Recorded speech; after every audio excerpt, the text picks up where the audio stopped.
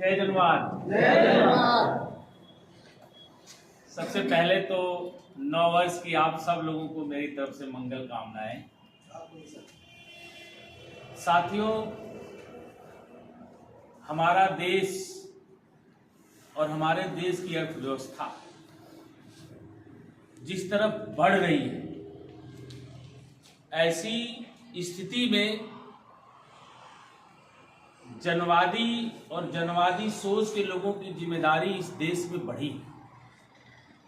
जिस तरह से लगातार इस देश की जनवादी संस्थाएं कमजोर हो रही हैं और हर जनवादी संस्थाओं पर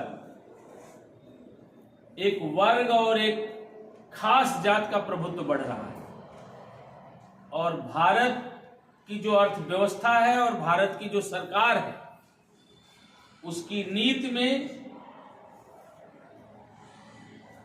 98 लोगों को गरीब बनाओ और 2 लोगों को अमीर बनाओ, और 2 लोगों को इतना अमीर बना दो कि वो 98 लोगों के श्रम को, सम्मान को, स्वाभिमान को जब खरीदना चाहे तब खरीद करके भारतीय लोकतंत्र में जिसकी चाहे उसकी सरकार बना।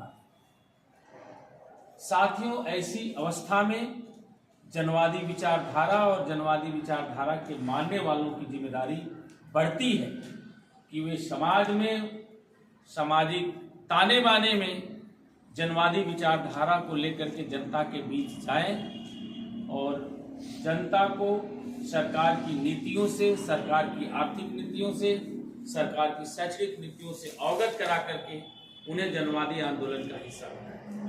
साथियों, जनवादी पार्टी के बारे में 2 शब्द मैं आपको और बताना चाहता हूं कि जनवादी पार्टी एक विचारधारा है। जैसे साम्यवाद है, समाजवाद है, वैसे जनवाद एक विचारधारा है। सोशलिज्म और कम्युनिज्म के बाद दुनिया को तीसरी विचारधारा देने वाले जनवादी पार्टी है, जिसको डेमोनिज्म कहते हैं, जनवाद कहते हैं।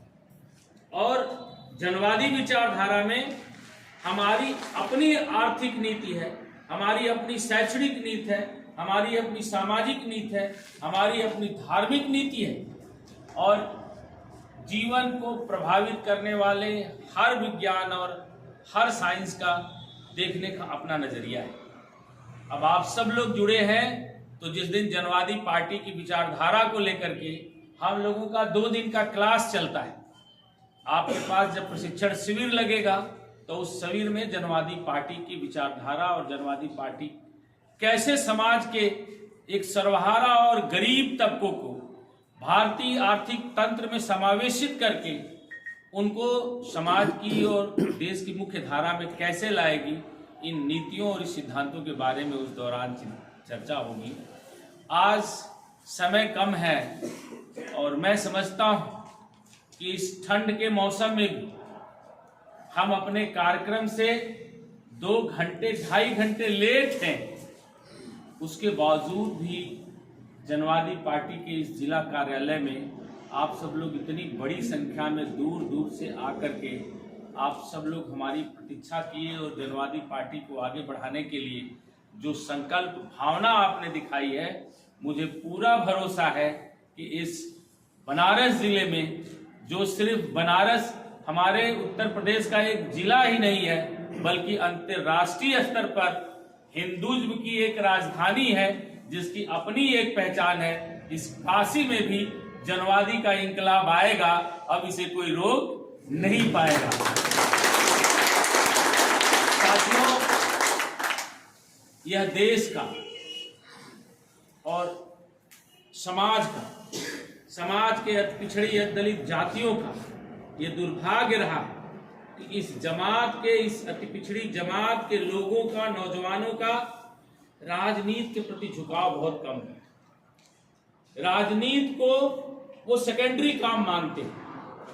पहले रोजी रोटी के काम को, पहले व्यवसाय के काम को वो वरीयता में रखते हैं।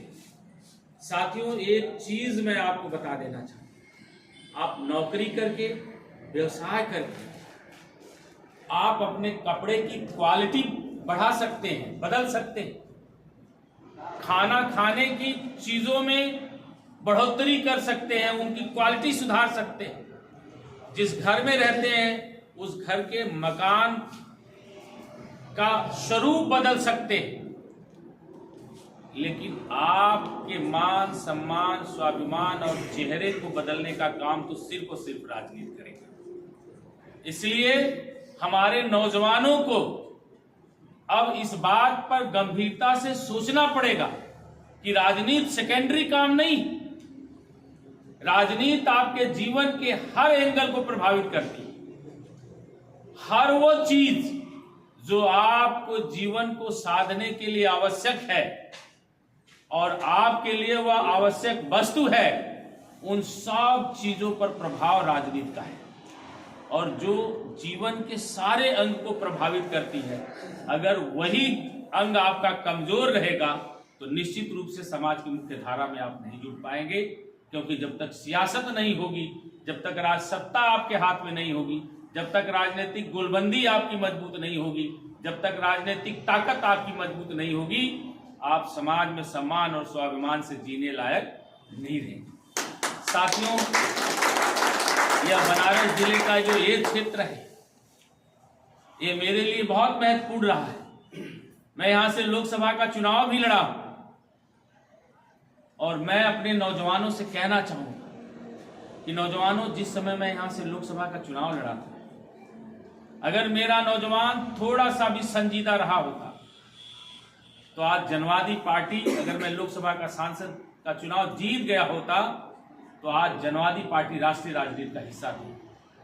आज उत्तर प्रदेश की सरकार में एक प्रमुख भागीदार रही हो, लेकिन आप नहीं समझ पाए।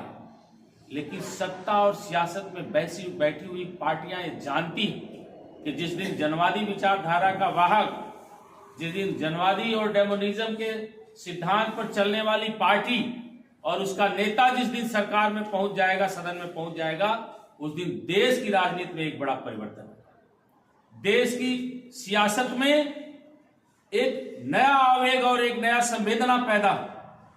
आप सब लोग उस समय बचपन में रहे होंगे, आप सब लोगों को याद नहीं रहा हो, आप वो चीजें आपके होश से पीछे की छूट गई। जब साम्यवादी क्रांति का युग आया और जब वामपंथियों का पूरे विश्व में फैलाव हो रहा था, तब हिंदुस्तान में भी लाल झंडा गरीबों का प्रतीक था। कोई लाल झंडे को देखता था कम्युनिस्ट के तो कहता था ये गरीबों की पार्टी है और ये यही पार्टी है जो गरीबों को संरक्षण देती है, गरीबों के हक और सम्मान के लिए लड़ती है। लेकिन इस देश के पूंजीपतियों ने, इस देश के सामंतियों ने उस साम्यवादी मिशन की अगुवाई अपने हाथ में लेकर के उस मिशन को ऐसे खत्म किया कि जो कम्युनिस्ट पार्टी इस देश के सर्वहारा वर्ग को एक नेतृत्व देने की स्थिति में थी, आज उसकी कोई नुमाइंदगी इस देश में नहीं दिखती है। अब सारे लोगों को आशाएं सिर्फ जनवाद से है, डेमोनिज्म से है, जनवादी विचारधारा से। साथियों, आज हमारी लड़ाई बड़े छोटी दिख रही है। साम्यवादी क्रांति के वाहक कार्ल मार्क्स अपने जीवन के अंतिम पड़ाव तक मायूस होकर के बैठे थे कि मैंने इतना बड़ा राजनीति का शास्त्र लिखा, मजदूरों के लिए एक रास्ता बनाया, लेकिन लगता है कि मेरे मरते के साथ साथ ये पूरी विचारधारा मर जाएगी, मेरा अंतिम दौर आ रहा है। लेकिन एक व्यक्ति लेनिन उसे टकरा गया और साथियों, सालों साल के अंदर रूस में बड़ी क्रांति हो गई। उस विचारधारा फिर इतनी फैली कि विश्व की आधी आबादी को अपने आगोश में। विचारधारा सीमा और जात का मोहताज नहीं होती, विचारधारा अपना अवलंब खुद खड़ा करती। और साथियों, आज जनवादी विचारधारा भले लोगों को कमजोर दिख रही, लेकिन यह सच है कि हिंदुस्तान के अब गरीब गुरबा समाज को रास्ता पाना होगा, उसे शोषण और दमन से मुक्ति पानी होगी। तो जनवादी पार्टी और जनवादी विचारधारा ही एक अवलंब है, जनवादी विचारधारा ही एक रास्ता है। और वो आने वाले समय में लोग स्वतः इस विचारधारा के साथ खड़े होंगे। बस आपको इसको थोड़ी सी गति और दिशा देने की जरूरत है। तो मैं बहुत ज़्यादा न कहते हुए साथियों, मुझे बहुत अच्छा लगा आप नौजवानों से मिलकर। मैं अपने नौजवानों के बीच में, अपने पिछड़े समाज के नौजवानों के जब बीच में बैठता हूँ तो मुझे भी एक बड़ी ऊर्जा और ताकत मिलती है। और अब मुझे भरोसा और विश्वास हो गया कि अब मेरा नौजवान राजनीति में अपनी लकीर खींचेगा, अपनी राजनीति को, अपने कायद को अब खड़ा करेगा और धीरे धीरे राजनीतिक संवेदना इसके दिल और मिजाज में आ चुकी है। अब जनवादी पार्टी की ताकत को अब कोई नजरअंदाज इस उत्तर प्रदेश और देश की राजनीति में नहीं कर पाएगा। आपसे मेरा आग्रह है कि साथियों, आप हमारे वरिष्ठ पदाधिकारी, आप सारे साथी यहाँ बैठे हैं। मैं इसलिए आया, मैं अभी भदोही गया हुआ था। 18 तारीख को भदोही जिले का एक बड़ा सम्मेलन ऑर्गेनाइज लोगों ने किया कि भदोही जिले के हर विधानसभा के कार्यकर्ता, पदाधिकारी और हर गांव से 7 लोगों को इकट्ठा करके जनवादी पार्टी की पूरी जिला कार्यकारिणी, विधानसभा कार्यकारिणी और सारी कार्यकारिणी को गठित करके आने वाले पंचायत के चुनाव में जहां जहां भी हमारे जनवादियों का वोट है, जहां जहां हमारे लोगों की तादाद है, प्रधान से लेकर के जिला पंचायत के चुनाव तक प्रतिनिधि मजबूती से लोग जीते, इसकी व्यवस्था बनाने का प्रयास करें। साथियों, जिला पंचायत का चुनाव भी एक छोटी सदन होती है, जिले की सदन होती है और इसी छोटी सदनों से बड़ी सदन में जाने का रास्ता बनता है, नेतृत्व उभरते हैं। तो मैं अपने जनवादी साथियों से चाहूँगा कि साथियों, जल्द ही आप लोग भी अपने जिले में एक कार्यकर्ता सम्मेलन जिला स्तरीय करा करके, जिसमें सारे जिला और विधानसभा कमेटियों का गठन करके, जहां जहां भी हमारे लोगों का वोट है, जिन जिन जिला पंचायत क्षेत्रों में हमारी बहुतायत संख्या है, हमारी एक आबादी है, वहां निश्चित तौर पर जनवादी पार्टी को आप सब लोग चुनाव लड़ाइए और सारी पिछड़ी दलित जातियों के लोगों को भी टिकट दे करके सब गरीब गुरबा समाज को जनवादी से जोड़ने का काम करिए, ताकि जनवादी पार्टी व्यापक रूप से अपने जनाधार को पंचायत के चुनाव में। तो मैं बहुत ज्यादा न कहते हुए आप सब लोगों का आभार प्रकट करते हुए, आप सब लोग इतनी सर्द रात में, मैं समझता हूँ 7 बज गए होंगे, आप सब लोग इतनी देर तक समय दिया, पार्टी के लिए दिया, आप सब लोग धन्यवाद के पात्र हैं। साथियों, प्रकृति का एक नियम है, समाज का एक नियम है, जो अपने बारे में भी नहीं सोच पाता है, लोग उसको पागल कहता है। पागल की तो यही परिभाषा है ना, कि जो खुद की चिंता ना कर सके वही तो पागल है। जो खुद की भी चिंता कर लेता है और साथ साथ अपने परिवार की भी चिंता कर लेता है, समाज के हित के बारे में भी सोच लेता है, उसको स्वस्थ मानसिकता का व्यक्ति कहते हैं। लेकिन जो पूरे समाज और पूरे देश के हित के बारे में चिंता करता है, पूरे देश के गरीब गुरबा सर्वहारा समाज का कल्याण कैसे हो, इसके हित के बारे में समय निकालता है, सोचता है, वो महान आत्माएं हैं। और आज आप सब लोग यहाँ बैठे हैं तो आप सब लोगों के दिल में एक भावना है कि समाज कैसे बने, देश कैसे मजबूत। और यह भावना अगर आपके दिल में है तो निश्चित रूप से आप लोग महान आत्माएं हैं।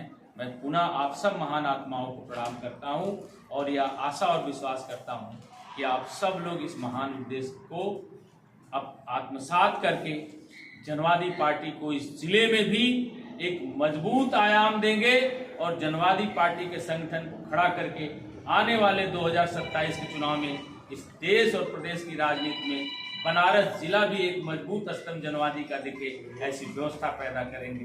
धन्यवाद। जय हिंद।